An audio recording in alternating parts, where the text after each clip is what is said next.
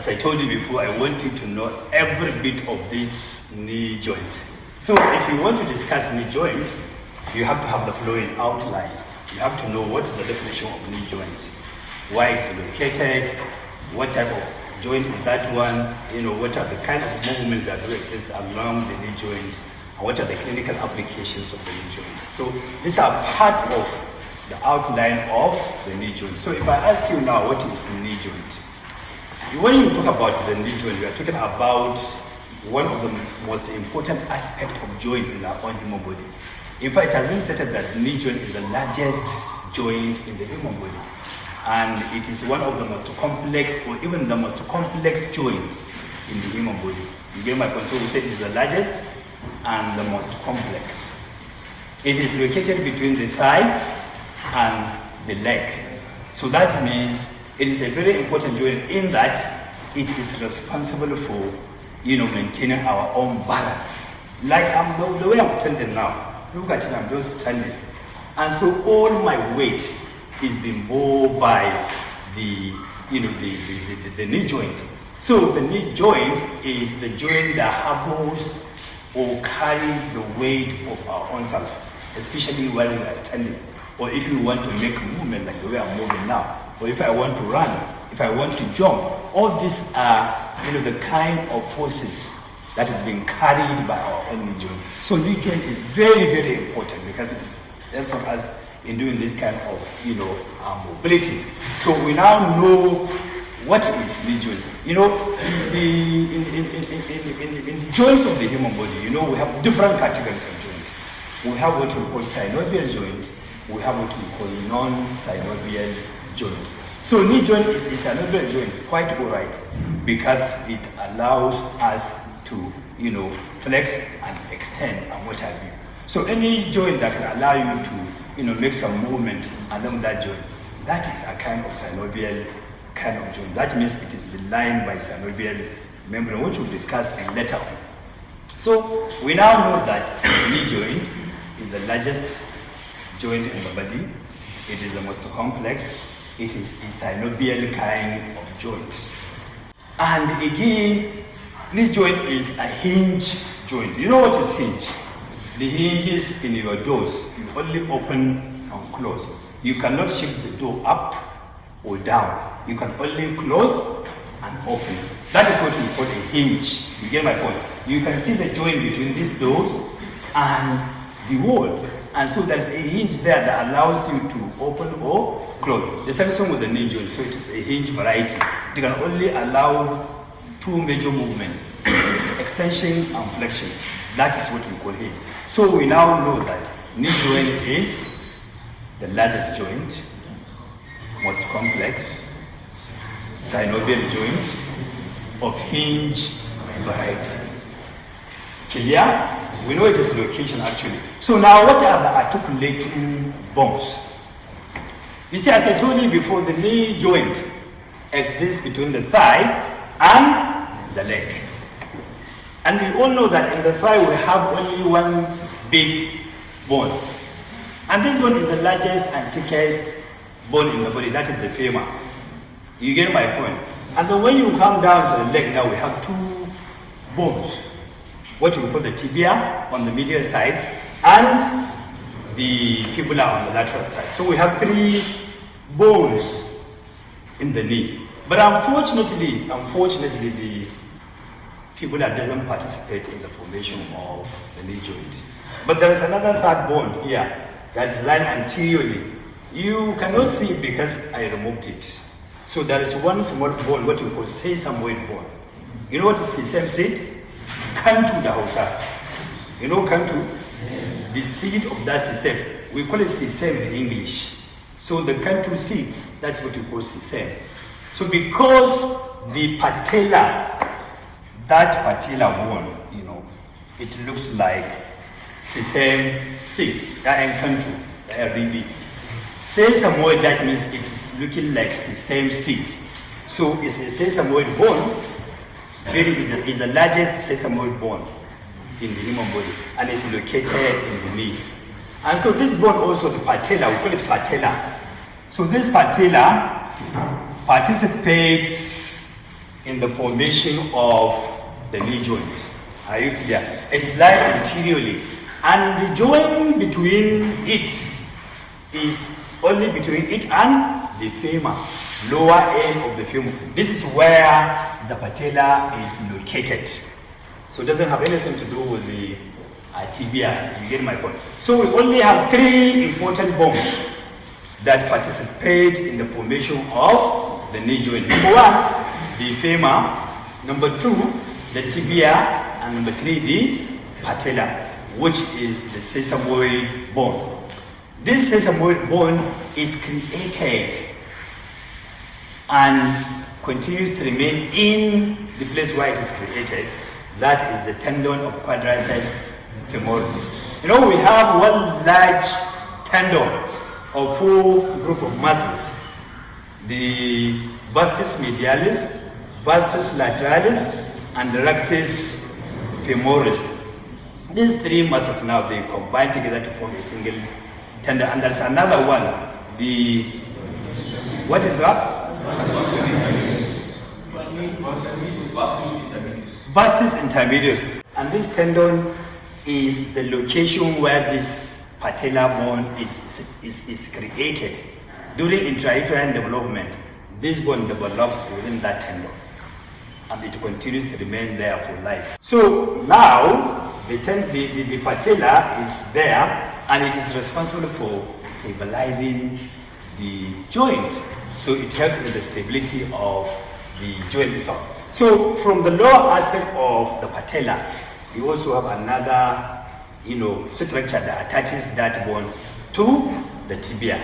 Are you clear? So we have now seen the articulating bones. The articulating bones are three: femur, patella, and tibia. Remember, I told you that the fibula doesn't participate in the formation of the joint.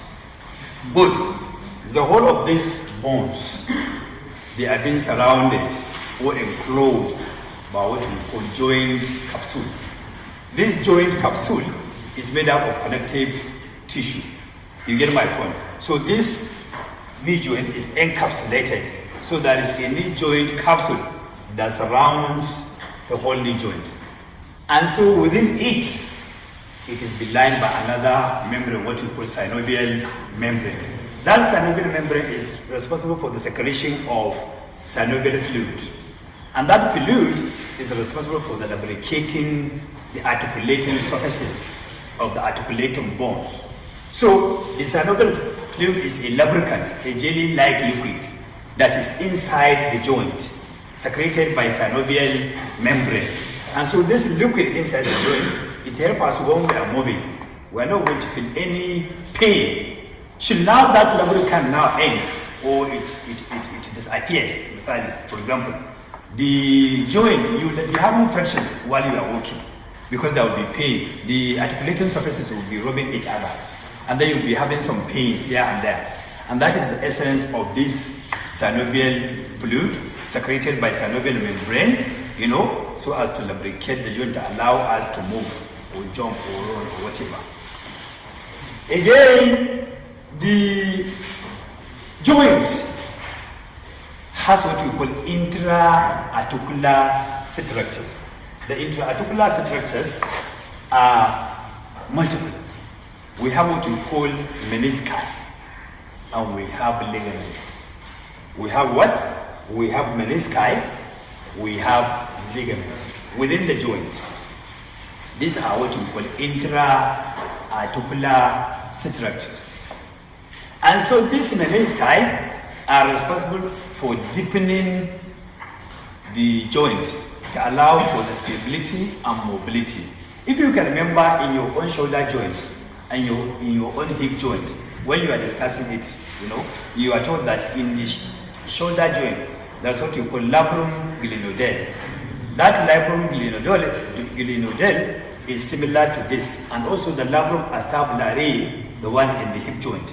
All these are, cartilages responsible for deepening the joint surfaces so as to maintain, the stability, to add to the stability of the joint itself. So now, the cartilages of the knee joint, they are called menisci. Menisci in the sense that they are, incomplete rings. They are just like a moon. If you know the new moon, for example. So it's just like a C-shaped structure. So there are two in nature. One on the lateral side and the other one on the medial side. So you can see it this way. You have what you call lateral meniscus, and we also have what we call medial meniscus. So you have the one on the lateral side here, you have the other one on the medial side. When you now take a transverse section of the joint like that, and then you look at it from the top, you see them like this. So you see a C-shaped cartilage here, you see another C-shaped cartilage here, and so they are just put in between the lower end of the femur and the upper, upper surface of the tibia. So now the articulating surfaces of the femur, which are the condyles. At the distal end of the femur, we have what we call condyles. These are large swellings at the distal end of the femur. On the lateral side, we have what we call lateral femoral condyle.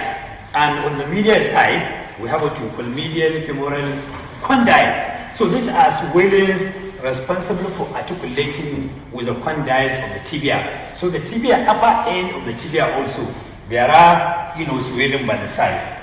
Lateral part of it, that is the lateral tibial condyle, and also on the medial side. So the tibial condyle, together with the femoral condyle, they now give rise to this joint. And so the femoral condyle, both the lateral and the medial one, they sit on this menisci.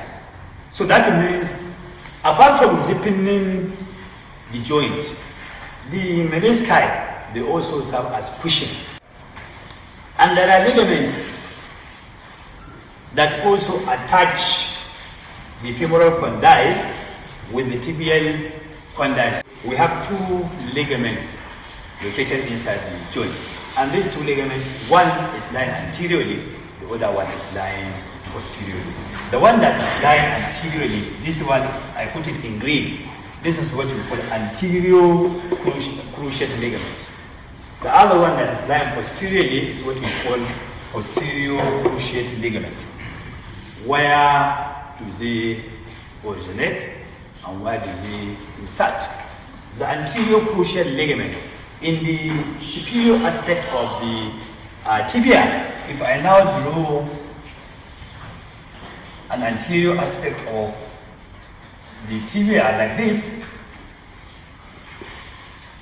so the superior surface of the tibia, when I now take a cross section here and then I look at it from above and I remove this menisci off the upper surface of the tibia, so the tibia looks like this. So this big line of the tibia is what we call intercondylar region. So anteriorly here, you have what you call anterior intercondylar area, and posteriorly here, on the back side of the superior surface of the tibia, this is what we call posterior intercondylar area. So this anterior cruciate ligament takes origin from this anterior intercondylar area and passes upward and backward to get inserted on the medial side of the lateral condyle of the femur. This is the lateral condyle, right?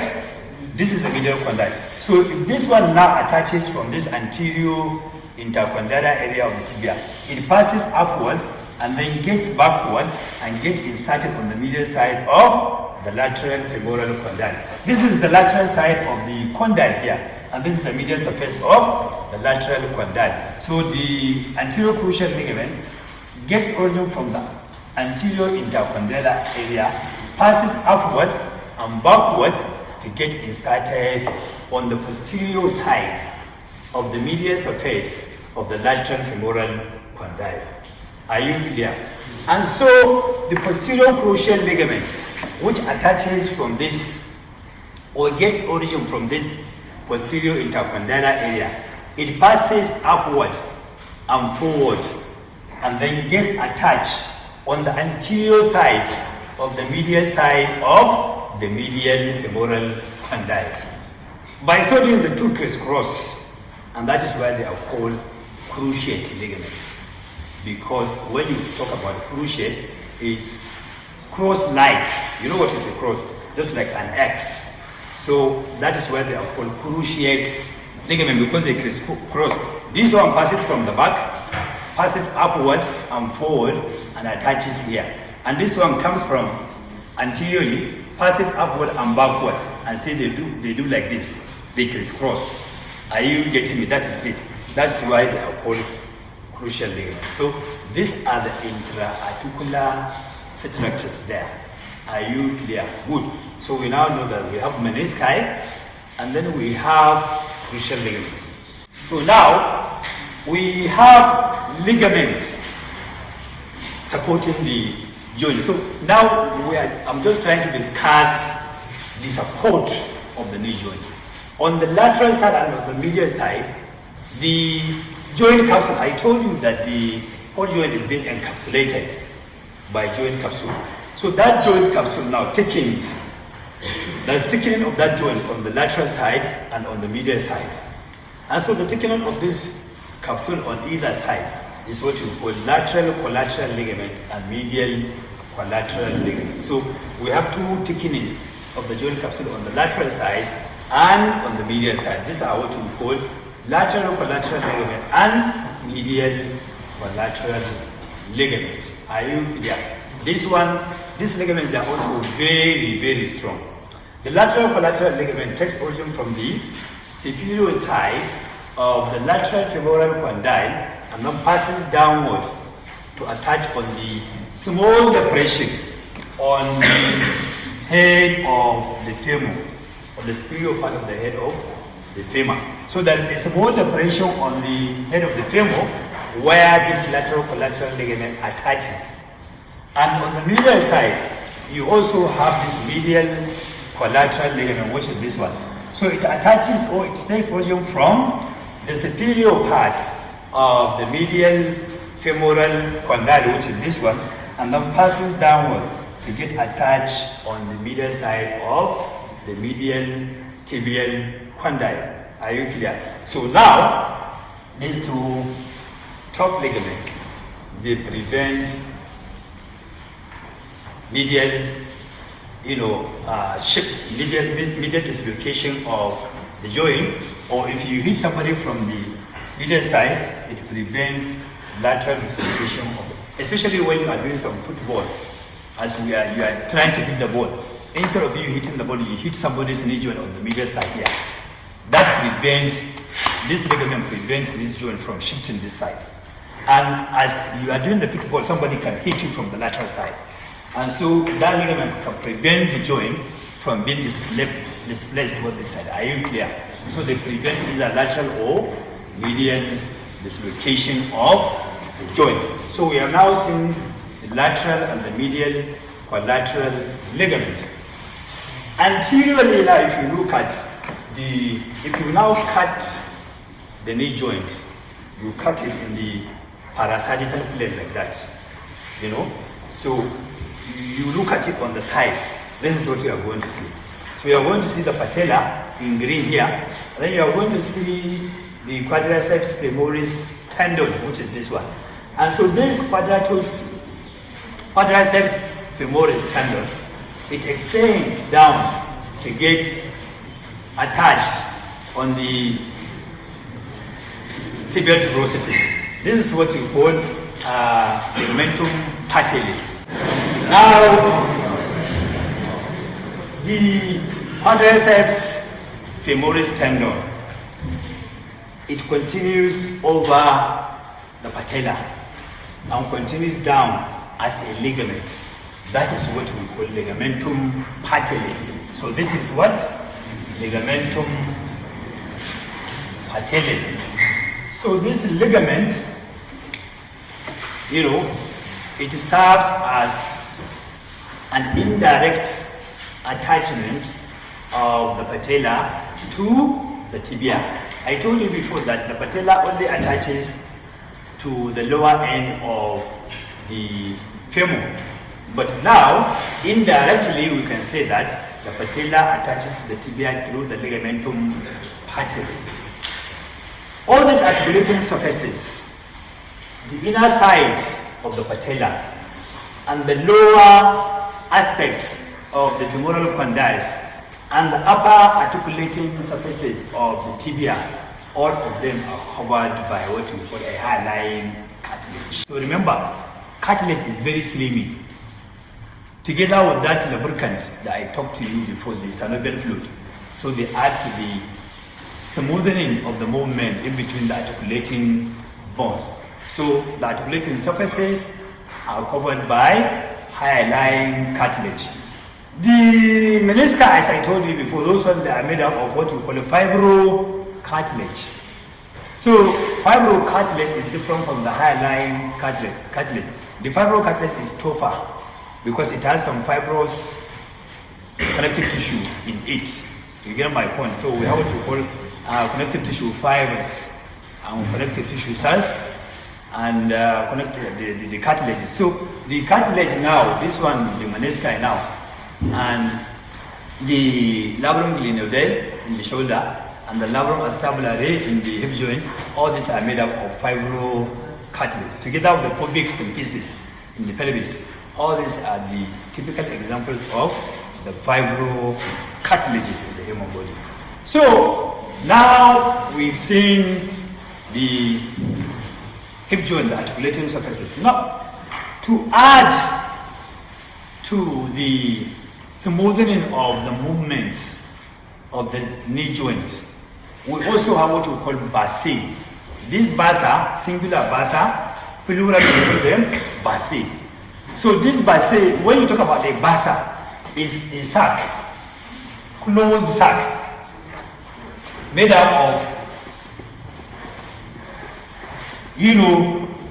connective tissue fibers. Inside it, there is a lubricant, just like a synovial fluid.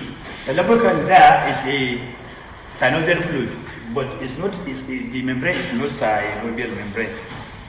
The bursa is a sac-like, also made up of a sac. The sac is made up of these collagen fibers and elastic fibers, and inside it there is a lubricant, the fluid there. And so this Bursae, they lie between a tendon and a bone, or between a ligament and a bone, or between bone and bone. Did you hear my information clear? Either between bone and bone, between bone and ligament, between bone and tendon. Are you clear? So the essence of this Bursae is to prevent friction, so that when that structure, the two structures are moving along each other, that Bursae will prevent the two articulating surfaces to rub and cause friction. You get my point? That is the importance of this Bursae. So in the knee joint, we have about 5 important Bursae. You have one above, 2 below on the anterior surface of the knee joint, and then you have one anterior to the patella.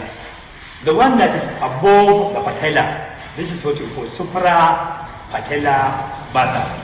Supra means above, patella. So you have one bursa, it lies between the quadriceps femoris tendon and the femur. So that means it prevents the friction between the quadriceps femoris tendon and the femur. You get it? That is the supra-patellar bursa. Below, because of this ligamentum patellae, there are 2 bursae. One lying superficial to the ligamentum patellae, and the other one lying posterior to the ligamentum patellae. The two together are called infra-patellar bursae. That means we have anterior infra-patellar bursa and posterior infra-patellar bursa. Or you can say superficial infra-patellar bursa and deep infra-patellar bursa. Either way you call it is correct.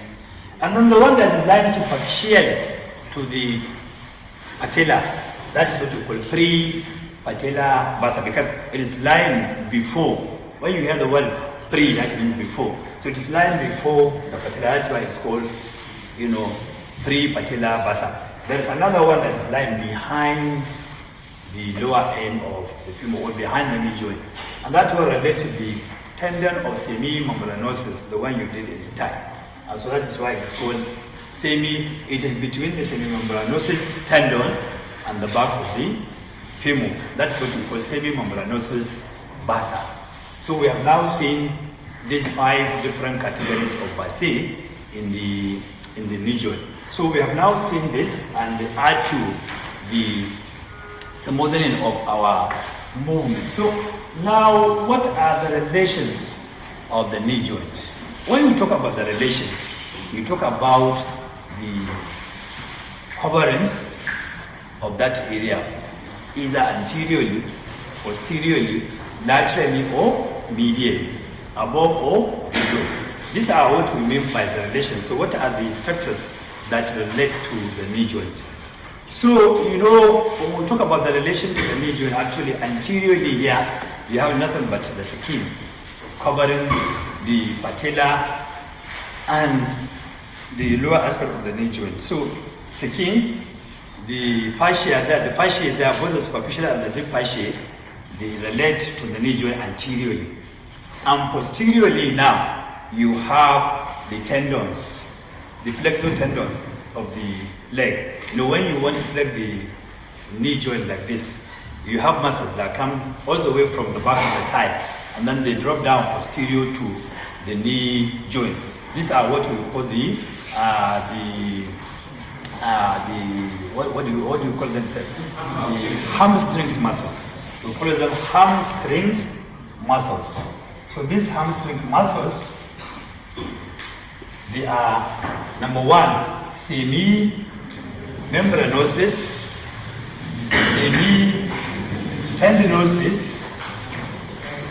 semitendinosus, and the other one is what?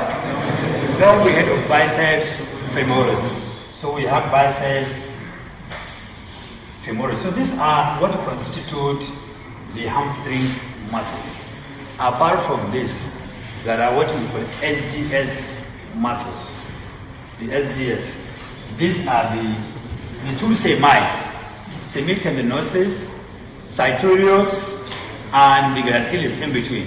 So you have semimembranosus, gracilis from the medial compartment, and the sartorius from the thigh. So they form all these muscles now, they relate to the knee joint from behind. So these are the posterior. Apart from the skin, superficial and deep fascia, you have these muscles related to the knee joint. Apart from that, there are leg muscles, which we will discuss later on. These are the gastrocnemius, medial part of the gastrocnemius and the lateral head of the gastrocnemius and what have you.